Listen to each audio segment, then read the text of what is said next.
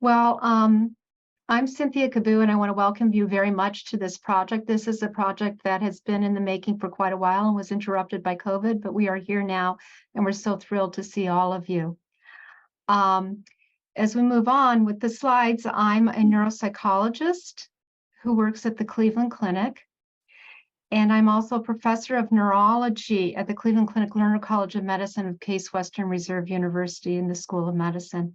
It's really my true privilege to introduce you to this project, Dementia and Personhood, Facts and Myths.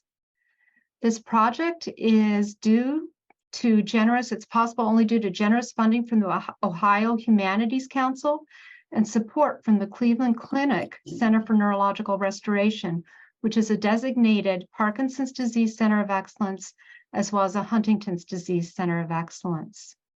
I want to mention the collaborators on this project, in particular, a big shout out to Aaron Lamb. These are individuals who are experts in the humanities: Aaron Lamb, Eileen Anderson, Mark Alicio, Jess Ballinger, Paul Ford, and Lauren Sankry. In addition, I want to acknowledge the individuals listed on this slide. These are volunteers who are going to help facilitate our small group discussions, and they're outstanding individuals. I've had the chance to meet and chat with them as well. So the most important, though, people are you, as well as this couple who were kind enough to share their story of dementia with our team. And it is because of individuals such as them that this project exists.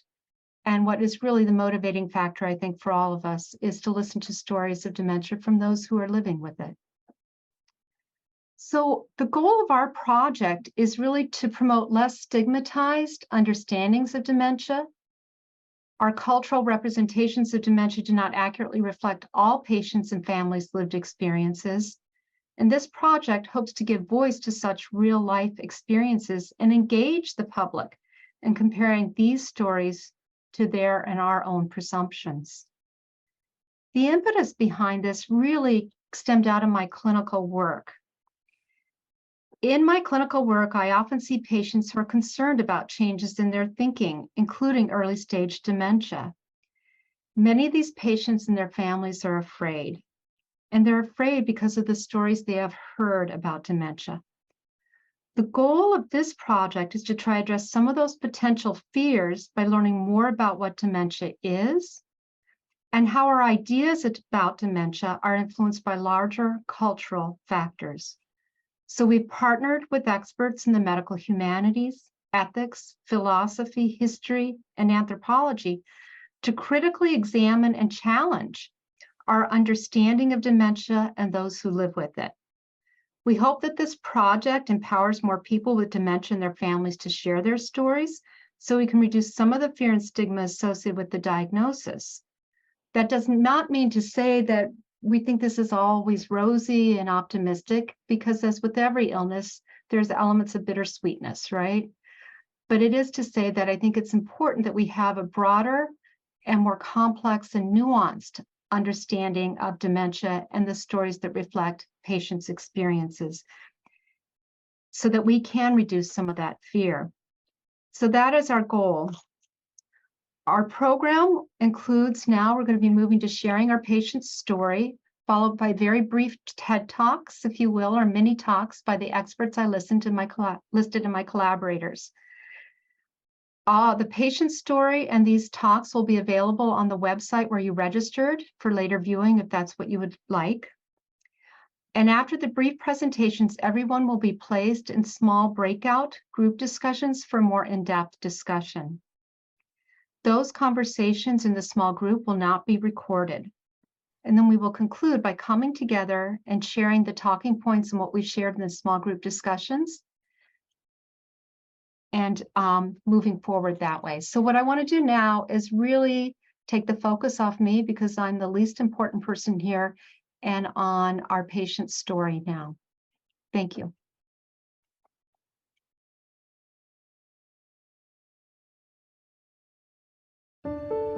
Not being able to remember names and nouns were the two things that were the first to go. I'd be in the middle of a sentence and I couldn't finish it. The official diagnosis of Alzheimer's coincided pretty closely with the beginning of COVID. In a sense, I was relieved because it gave it a name, but it was also a little disconcerting and a little scary. I started telling friends, I said, love me or leave me. I mean, this is who I am.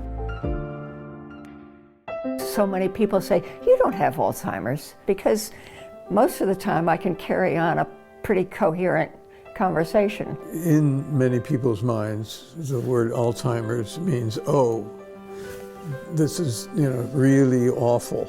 And it isn't. Yes. It isn't really awful. I feel as if I'm two-sided.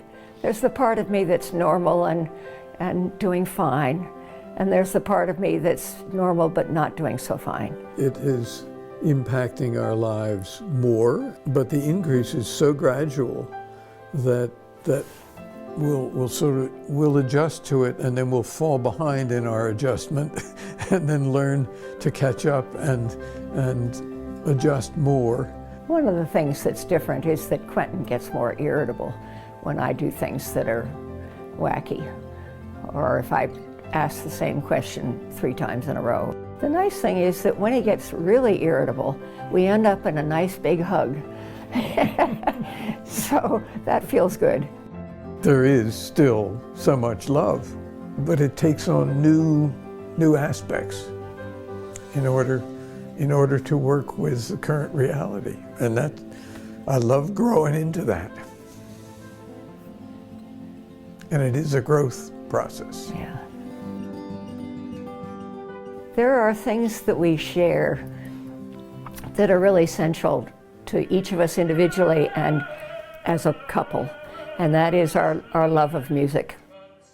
Every day we go for a walk, and I love those. I think it's fair to say that we both love the walks. And for as long as we can, we'll go to Maine for almost half the year, and that's a great joy. What hasn't changed? I still love music. I still love my husband. I'm so aware of my having Alzheimer's. It is so much a part of me. It's something that I just live with, and it's who I am. In one sense, I hate Alzheimer's. In another sense, it's given me gifts. I've always had a certain element of me that is self-critical, and I still am sometimes. I get annoyed at myself, but I'm adapting to it, and I'm accepting of it, and accepting of me. And I think that's new and different, and I appreciate that.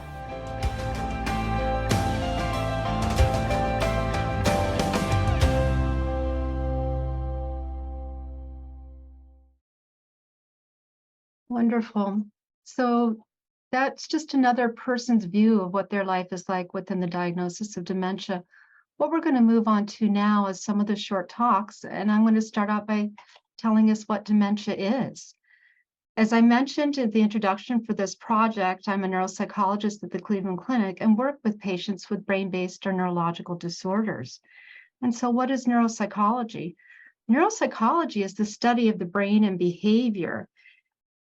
And we know that different parts of the brain are important for different kinds of behaviors, such as vision, memory, planning, and judgment. And neuropsychologists have developed tests that measure these different thinking skills. And we can plot scores on a graph like this to identify an individual's strengths and their weaknesses. And we can see on this crude graph that attention and problem solving are average for this patient, and construction is above average. But language and memory are relatively low and below average.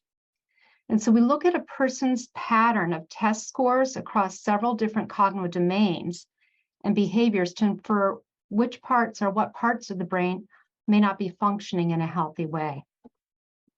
This pattern suggests that regions near the patient's left temporal lobe may not be functioning normally. So what is dementia then? Dementia is a new substantial impairment in one or more aspect of thinking. These are cognitive changes that interfere with independence in everyday activities. So it's not just something you see on a test, it's something that you observe day in, day out in everyday function. And it's diagnosed by history, careful clinical interview to rule out other things that may be causing problems that are reversible, and testing that may include cognitive tests, brain scans, and lab work. So Alzheimer's disease is one type of dementia, and it's the most common type of dementia and classically defined by significant memory impairments early in the course. The memory impairments are characterized by difficulties remembering new information, like a conversation that you had earlier in the day, whereas information from much later in your history, you tend to hold on to a little bit better. Other disorders can result in dementia as well, such as Parkinson's disease, Lewy body disease, frontotemporal dementia, and strokes or cerebrovascular disease. Different dementias had different patterns of cognitive strengths and weaknesses depending on the brain regions involved. Furthermore, the pattern of cognitive strengths and weaknesses associated with these diseases may look very different from Alzheimer's disease.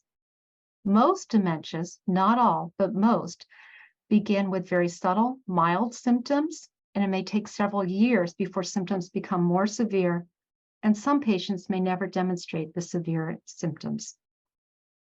So what have I learned then about dementia and living with dementia from my patients? I've learned many, many, many things, but I'm only going to share a few lessons now.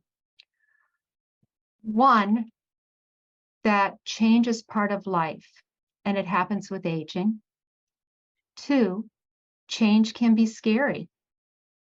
Three, life is a team sport, and there is no shame in relying on your team, particularly when you have given and continue to give so much to everyone else. And finally, a diagnosis of dementia doesn't mean that all thinking skills are impaired, that life stops, or there is no joy. And that's why I pursued this project. I want to hear patients' stories and experiences so I can do a better job helping my future patients and their families. It is the patients who are largely absent from this discussion, and yet those are the voices that matter most to me and to all of us involved in this project. We, healthcare professionals, families, the general public, need to hear from you. Thank you. So greetings, everyone. Thank you so much for joining us tonight. I'm Erin Lamb from Case Western Reserve University, and I'm interested in how the stories that we encounter in our popular media affect how we think about health. The word dementia is not a neutral word. It triggers associations that come from our personal experiences, but that also come from our culture, particularly from the popular media that we consume. As Americans, we're often exposed to many of the same media or cultural sources, and thus we tend to have similar understandings of what dementia is, what we might call the dementia imaginary. I'll suggest that there are three main ideas that form the American dementia imaginary. First, understanding dementia through the biomedical model, then representing dementia as a personal and family tragedy, and perceiving dementia as a growing crisis. So what I mean by the biomedical model is that we first and foremost think of dementia as disease. So to address dementia, we seek medical diagnosis and medical treatments, particularly pharmaceuticals. And this model suggests that national funds earmarked for dementia should be spent on understanding the biology of the disease and on seeking a medical cure. Typically, this model presents dementia and dementia caregiving as universally negative experiences. Along those same lines is the idea that dementia is a personal and family tragedy. In Hollywood's standard storylines, dementia is almost always Alzheimer's type. It almost always happens to people who are white and middle class, and it's typically portrayed by shifting back and forth from the past to the present in order to show all that has been lost due to dementia. We commonly talk about dementia as something that steadily exterminates the person as a person, causing a loss of the self, or we describe a person with dementia as already gone or dying when they are still alive. A third piece of the American dementia imaginary is the idea that dementia is a growing epidemic that we must all work to prevent or else suffer through. And to prevent this crisis, we're told that we should maintain our brain health by keeping our brains active or by taking unproven supplements. The responsibility for preventing dementia is thus placed on the individual. So the dementia imaginary matters because it shapes how we interact with people with dementia and how we understand what it means to receive a dementia diagnosis. But what if American culture told us different stories about dementia? Rather than telling each individual to exercise their brain, we might focus on improving brain health for all by building healthier, more equitable environments. Rather than portraying dementia only as loss, we might instead represent it as change, an adaptation. And above all, we might start listening to stories from people who live with dementia. Organizations like Dementia Alliance International and Dementia Action Alliance are dedicated to promoting the voices of people with dementia. We should be elevating the complex and nuanced stories of real individuals that can challenge Hollywood's scripts and better reflect the diverse experiences of people with dementia. What we need to keep in mind is that the dementia imaginary is not fixed. It's something that can change, and all of us can help to change it by the stories we choose to share. By changing the dementia imaginary, we can make dementia diagnosis less tragic and more empowering. Thank you. Hi, I'm Jess Ballinger. I'm a historian of medicine at Drexel University, and I've written about the history of Alzheimer's disease. As a historian of dementia, I find it humbling to speak to an audience of people with dementia, their families and caregivers. What can history offer to people who are dealing with such a monumental challenge? As a historian, I can't offer comforting news about scientific progress or practical advice for managing the many day-to-day issues that this condition creates. What I can bring as a historian is a critical perspective to the typical messages about dementia that permeate our society, such as those Dr. Lamb just talked about. History can help us understand where our ideas about dementia came from and how the experience of dementia is shaped by the social and cultural context in which we live. History can help us understand why we think the way we do about dementia and the consequences of those ways of thinking. And perhaps it can enlarge our sense of what is possible. Let me begin by pointing out that people haven't always thought about dementia the way we do. Scholars have noted that descriptions of mental deterioration associated with old age that today would likely be diagnosed as conditions like Alzheimer's have appeared in literary, legal, and medical texts in every society, stretching back to antiquity. But in general, these texts did not distinguish dementia from the broad array of debilitating physical and mental losses associated with growing old. The deterioration of memory and language in old age was certainly not welcome in the ancient world, but it was approached with the same sort of stoicism as any other aspect of aging. It did not generate the same kind of intense dread and anxiety that it does today. The origin of the modern fear of dementia lies in the European Enlightenment, also known as the Age of Reason, the period from the late 17th through the early 19th century, in which a life of reason and self-fulfillment was seen as the proper aim of every individual.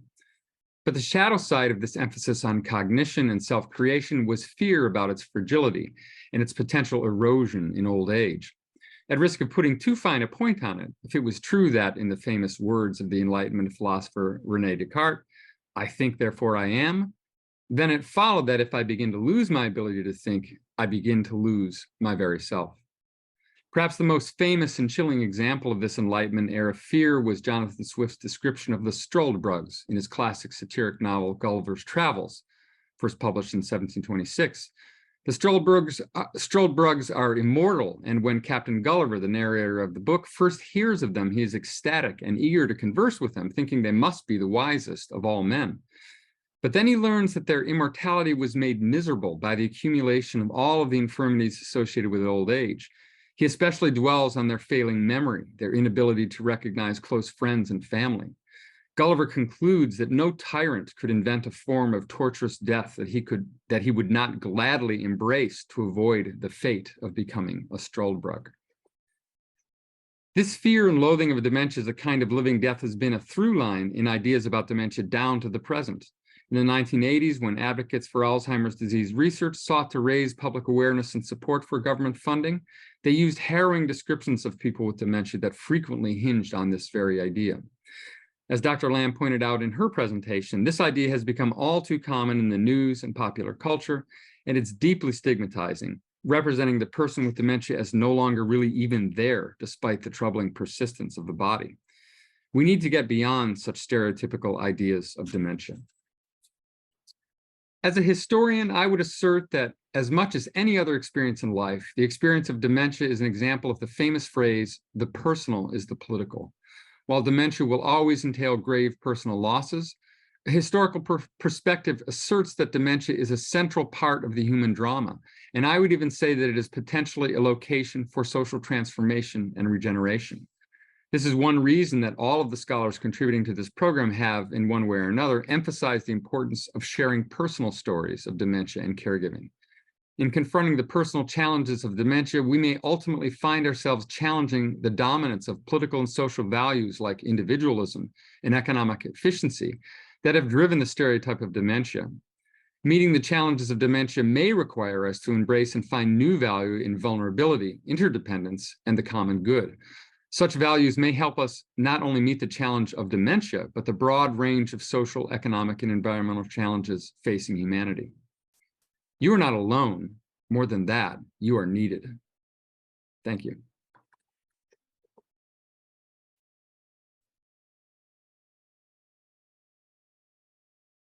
Hi, I'm Eileen Anderson from the Department of Bioethics at Case Western Reserve University. Thank you to Drs. Kaboo and Lamb for putting this together, and thanks to each of you for being with us today. I'm a psychological and medical anthropologist who also studies neuroscience. What anthropology brings to us is an understanding of the impact of culture on human health and well-being. Culture includes ideas and behaviors shared by a social group. That's important because when we look at issues all humans have to face, like birth and death, cultures handle them differently. They have different beliefs and behaviors that they think will best help. This is also true in medical care, whether it's promoting health or dealing with a problem like depression, cancer, or even COVID. Different cultures treat prevention and intervention in many ways, and outcomes are not always better in richer countries. In the case of dementia, as people are living longer around the world, more cultures face how to think about it and handle it. For example, in Belize, Central America, where I've worked for 26 years, the current generation is living longer than ever before. There are also more reports of dementia than ever before. But the culture is set up differently, where elders are valued not for what they do, but for who they are. Cognitive change doesn't impact who the person is in a family, and there is a lot of intergenerational care. The outcomes are pretty good. There is also attention to joy in the senses, good food and music from earlier times, a cool ocean breeze, and smiles and touch such as holding hands. There are lots of ways to enjoy life, even when cognitive function declines. In our American culture, we see a lot of differences too. For example, African Americans and Latinos have higher rates of dementia than whites, yet they have lower engagement with medical care for many reasons. More of their care is done in families and communities. How can we come up with innovative ways to support these non-medical caregiving models? How can medicine better support families and communities providing care? In the longer talk, I give more examples and explanations, but the bottom line is, if we have so much human diversity, why should one size fit all? Why should we only have one way to think about dementia and one way to treat it? It's time to learn from many cultures to continue to expand our toolbox for living as well as possible with dementia. Thank you.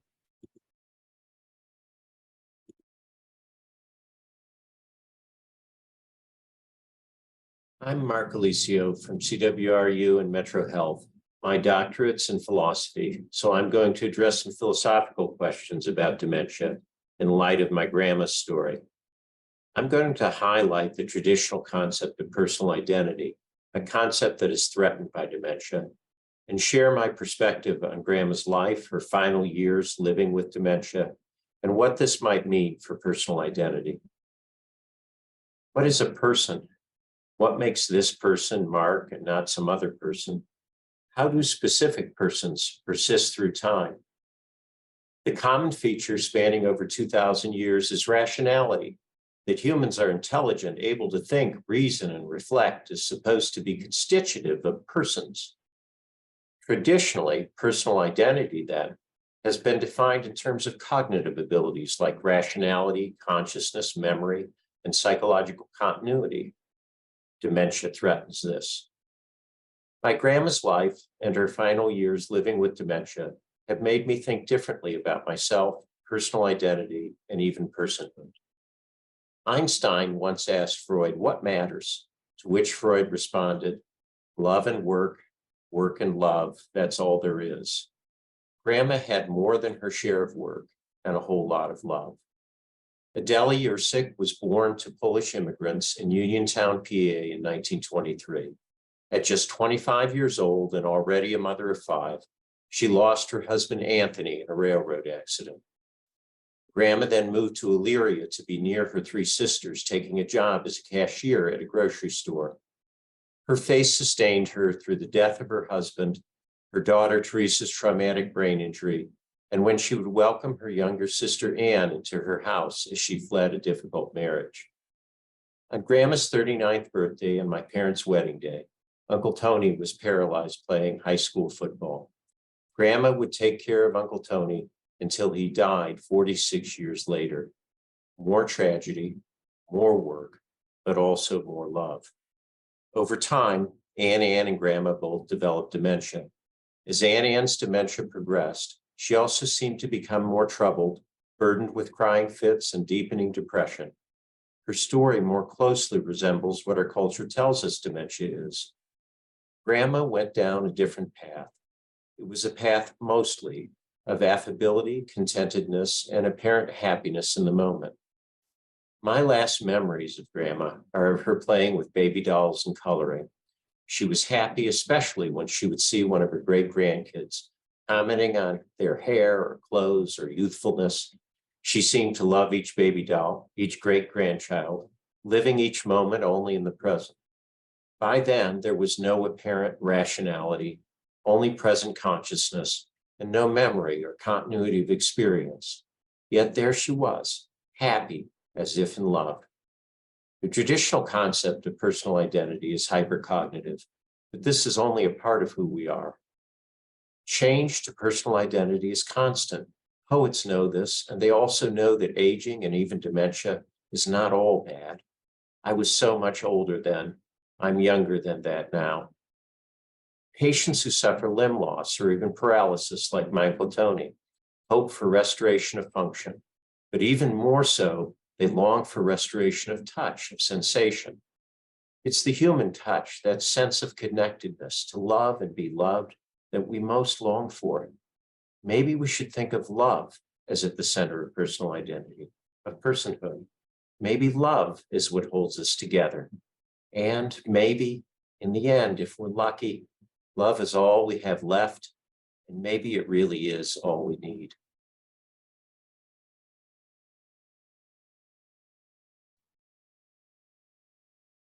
So what powerful story to start our session off with, that video of the couple thriving, and now with Professor Alicio's description of his grandmother. My name is Paul Ford, and I'm a clinical ethicist at the Cleveland Clinic. Over the past 20 years, I've spoken to thousands of patients and family members struggling with tough medical choices. Many of those choices were for people with dementia or other progressive illnesses. Sometimes I reassure people of a clear choice they make. Other times I help them reframe their decision-making based on changed medical circumstances. Most medical ethics choices come during later stages of dementia, when loved ones struggle to know how to respond to those changing medical circumstances. You can hear those struggles vividly as people grapple with how to respond to the situations that change. A daughter looks at her mother with a baby doll and blurts out, "This is so undignified. She was a proud woman." At the same time, that daughter is also struck by how contented and peaceful the doll makes her mother look. It gives peace and solace. So there's common value assertions that can be troubling, particularly in those later stages. This is when a clinical ethicist may be asked to help people living with dementia and their loved ones our first gut responses need to be to reconsider how these new circumstances should change things. So a tough ethical choice always means that we sacrifice one important thing. It's something that's of value to preserve another of value. It's not always intuitive. Our gut responses often lead us astray when we encounter new circumstances. We're pulled to follow our old habits that work well in usual situations, but these are now unusual situations. We need to step back and consider the perspective of the person who is living with the dementia. Dignity is not always anchored, dignity is always anchored in the person's own perception and within societal attitudes. So we need to ask, what is this person's current experience? Do we need to change the person's circumstances? Or is it society that needs to change to accommodate for these differences? The most important question remains, is this person being cared for in the way they want and need? It is from the perspective and experience of that person of what is dignified, not some past experiences. So, dementia in its later stages presents counterintuitive challenges that really can be troubling as the dementia progresses. And advancing dementia does not keep people from and their loved ones from lives that are rich. The focus needs to be shifting goals of caring. And I think we saw this in the first video. But we really need to focus that it's important for us to provide care from the perspective of the loved one with dementia. And in order to do that, we need to pay careful attention to their current stories and experiences.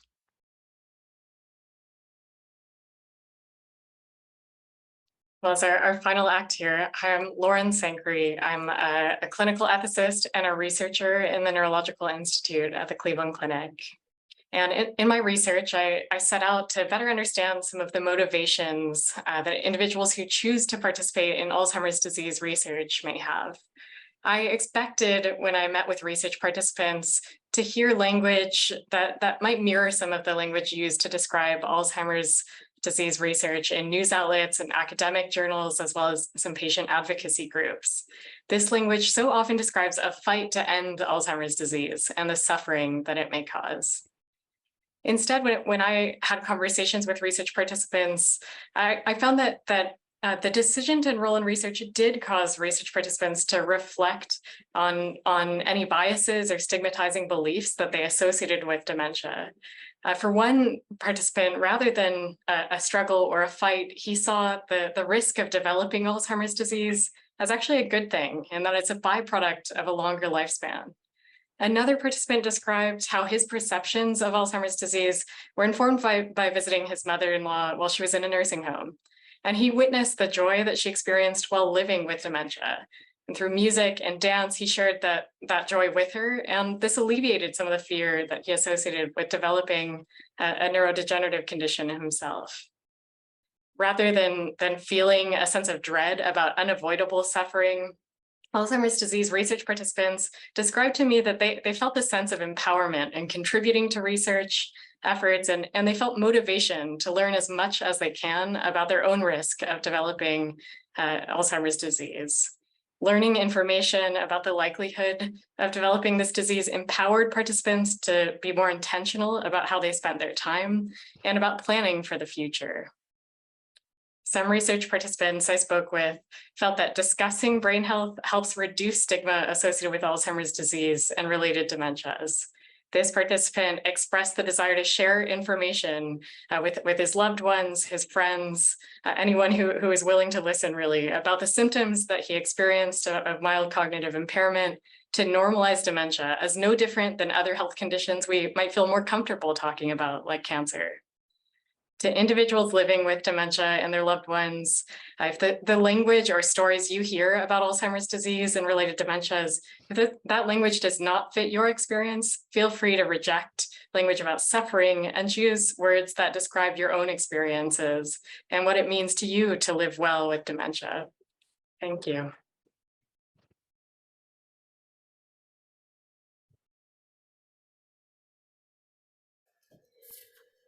So our hope is that these brief presentations may have offered some new ways to think critically about where our understandings of dementia come from, and hopefully ideas to help temper the fear and stigma that too often accompany a diagnosis of dementia.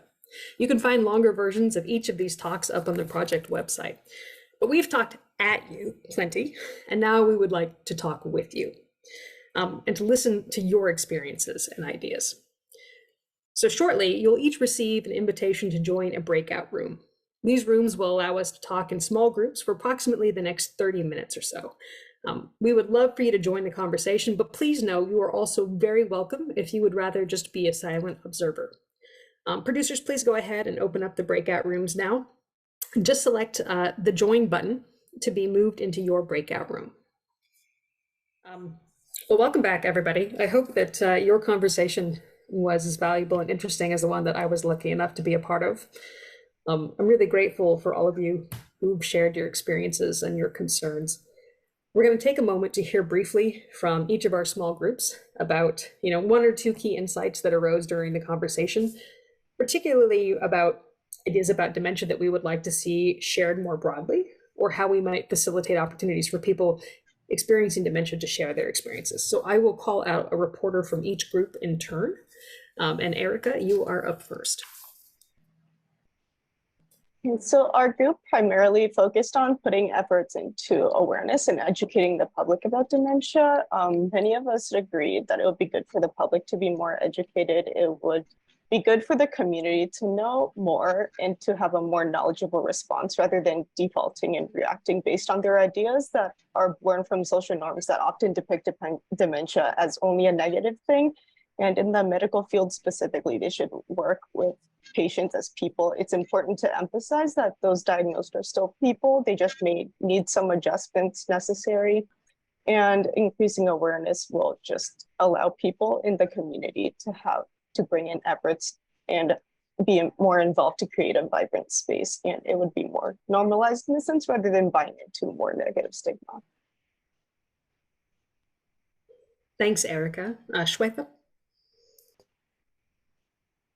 Hi, everyone. So we also had a really productive and great conversation. And a couple of the points made during our discussion was that in discussing dementia, including receiving the diagnosis and also the community around the diagnosis, there needs to be a look into broader structures and systems that go into dementia, from the community that's supporting the individual to the doctor and the healthcare system that is delivering the diagnosis and providing the treatment. And there also needs to be a consideration of inclusivity in terms of encouraging humility from the part of the doctor with regards to the biomedical model, and also being more inclusive in terms of what cultures are the patients in their community coming from, what ages they're coming from. And a final point about the healing power of nature when discussing treatments and the impact of climate change and the changing environment in contributing to the healing power of nature. Thank you, Shweta. Maya? So we had a great discussion as well in our group, including some information from patients. So what we have as our key takeaways is that dementia is not the end of your productive life. The person with dementia is still a person who can enjoy life and has valid contributions to make, and kind of seeing what the contributions are, and that even if it's living one day at a time and experiencing joy and bringing joy to those around you, that's enough. And also thinking about dementia as something to grow into rather than seeing it as a loss, seeing it as a development like other aspects of life that are common. And that acceptance is more important than trying to correct or fix whatever a patient is doing that may not seem normal to others. Thank you, Maya. Elena. Hi. We had a pretty interesting group. We began by talking about what we would want someone who was just diagnosed with dementia to know. And from that, we had a discussion about making sure that the person with dementia is comfortable and that that's like social bonds are really important in giving care. And also that they deserve to be with someone who makes them feel safe. And then we moved on to how relationships have shifted. And something that a lot of people felt was that there was a lack of support and that there's a difference in the support that you would get from acquaintances versus people who are close friends. So it's really important to retain those relationships and continue to give them your attention, but also that a lot of times that those relationships will have a strain because people will put a distance between themselves and someone who has dementia because they don't think that they're the same person. So just also reminding people that, dementia doesn't change, like that you are who you are.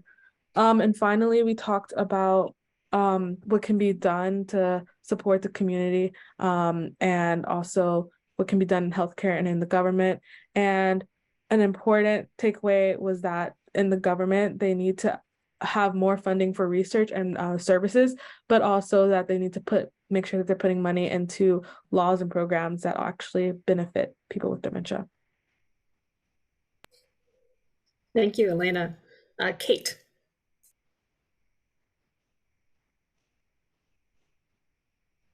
So our conversation really started off with highlighting how many different backgrounds, even in this small group, everyone had, and how those different backgrounds affect how you approach and experience dementia. And one that was specifically highlighted were generational differences, especially as vocabulary and the connotations associated with different words change over time, and how that would lead to different experiences for caregivers who are maybe a caregiver for a spouse versus a parent or a sibling. And that the experience of dementia can both be negative and positive at the same time. Thanks, Kate. And finally, Lauren. So in our group, we had a great discussion about how Alzheimer's disease does not need to define someone. And there are differences in how each person experiences this disease process. We discussed that adjusting to the diagnosis and caring for a loved one with Alzheimer's disease takes time, and it's a growing process. We also discussed that Alzheimer's disease should not be seen as taking away from our personalities and core being. One participant said that people with Alzheimer's still have a lot of life left to live. And not everyone living with Alzheimer's disease should be seen as miserable. And finally, a participant mentioned that happiness is in the moment, and that's an aspect of the experience of living with Alzheimer's disease that we can focus on. Thank you all for these excellent insights. Cynthia, I'm going to turn it over to you. Thank you so much. I mean,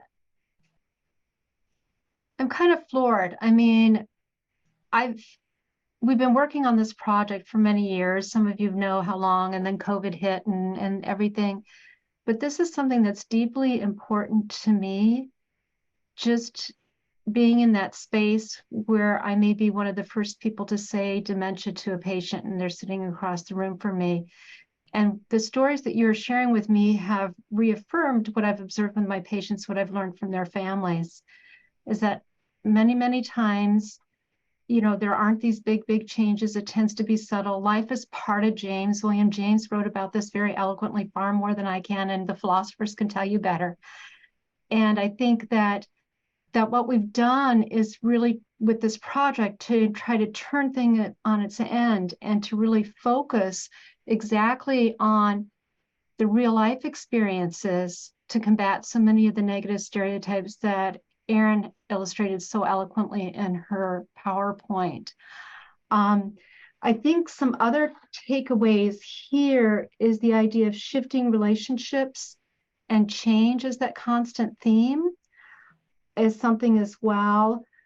The fact that I think there's a lot on caregiver burden, but not quite so much the relationships to the patients and how important those relationships are for individuals that I think we need to work on.